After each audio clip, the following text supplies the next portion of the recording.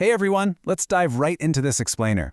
Today we're traveling way back in time to an ancient world filled with glowing deserts, mighty kings, and honestly some incredible miracles. We're going to explore a famous history from Genesis chapter 26, Isaac's epic desert adventure. I promise you, this story is literally packed with twists, turns, and some absolutely crucial lessons. So get comfortable and let's jump in. So, what would you do if all the water just dried up? Seriously, take a second and think about it. Imagine a massive famine where all the yummy food and cool, refreshing rains suddenly vanish.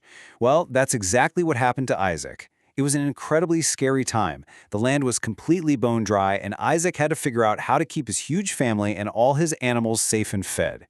He actually ended up packing the whole shebang and moving to a place called Gerar, which was ruled by a really powerful king. But right when things looked the absolute scariest, something amazing happened. God appeared to Isaac. He told Isaac not to run away to Egypt and made this beautiful promise: "Stay in this land and I will make your descendants as numerous as the stars." He promised to give his family land and multiply them, all because his dad Abraham followed the rules. God was essentially telling Isaac, hey, don't be afraid, I am with you.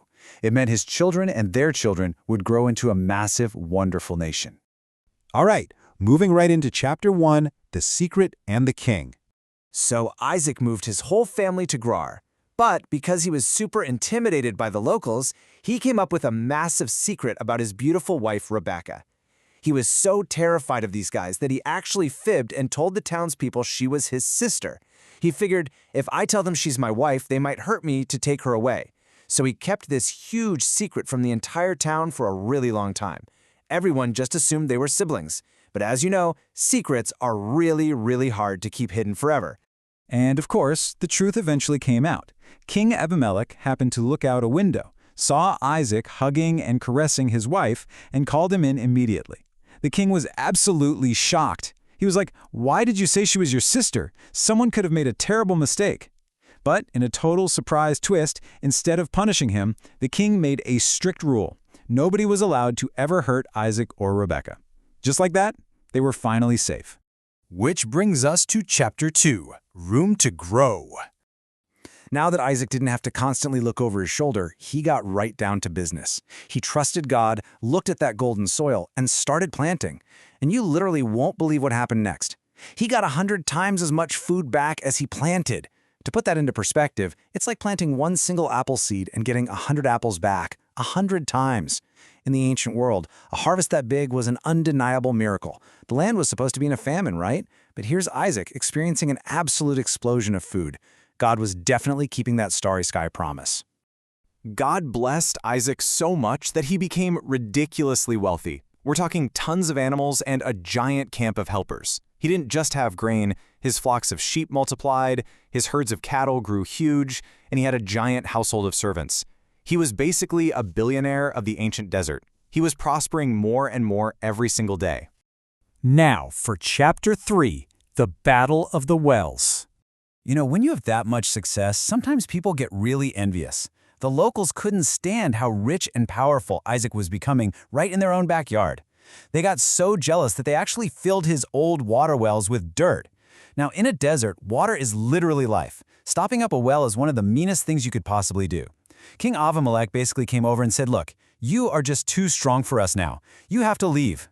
So Isaac packed up his massive household and moved out into the valley. Out in the valley, his servants dug 2 wells that caused some major drama, until the third one finally brought peace.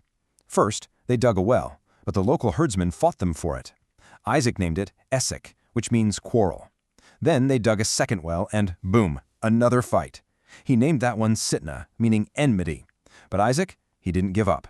He just moved again, dug a third well, and finally, no fighting. Just a beautiful, glowing spring of water. Isaac named that third well Rechavat, which means wide open spaces. He happily declared, "Adonai has made room for us, and we will be productive in the land." He knew that despite all the bullies and the jealousy, God was carefully guiding him to a place where he could spread out and live in total peace. It's such a cool reminder that if we just keep trying and trusting, we'll eventually find our own wide open spaces. Next up, Chapter 4, Enemies Become Friends. After Isaac moved to a place called Beersheba, God appeared to him again to remind him not to be afraid. And right after that, Isaac got some very unexpected visitors. King Abimelekh, yep, the exact same guy who kicked Isaac out, traveled all the way across the hot desert to Isaac's new camp just to ask if they could be best friends. Isaac was totally confused. He asked, "Why are you here? You were unfriendly and sent me away." Well, the king and his commander had realized something incredibly important. They realized God was clearly protecting Isaac. They said, "We saw very clearly that God has been with you," and they wanted to swear a strict oath of peace. So, instead of holding a grudge, Isaac threw a huge, awesome banquet for his former enemies. They ate, they drank, and they promised to never, ever hurt each other. As the king and his friends left peacefully the very next morning, Isaac's servants ran up with the absolute best news. "We have found water!" Because of the great oath they had just sworn, they named the city Beersheba, which means Well of the Oath or Well of Seven. It was the perfect, happy ending to all their water troubles. And finally, Chapter 5, the ultimate lesson. We've seen a massive famine, a scary secret, an explosive harvest, mean neighbors, and finally a giant peace party. So here is some serious food for thought. Trust God's promises, obey Him, and peace triumphs over conflict. Isaac's life flourished because he trusted God. Even when people pushed him around and filled his wells with dirt, he didn't retaliate. He kept moving, he kept digging, and he trusted that God would provide. And in the end, peace totally won. When we look closely at this explainer, we see a really powerful pattern. Those who opposed Isaac, like King Abimelekh and his men, quickly realized they were on the wrong side.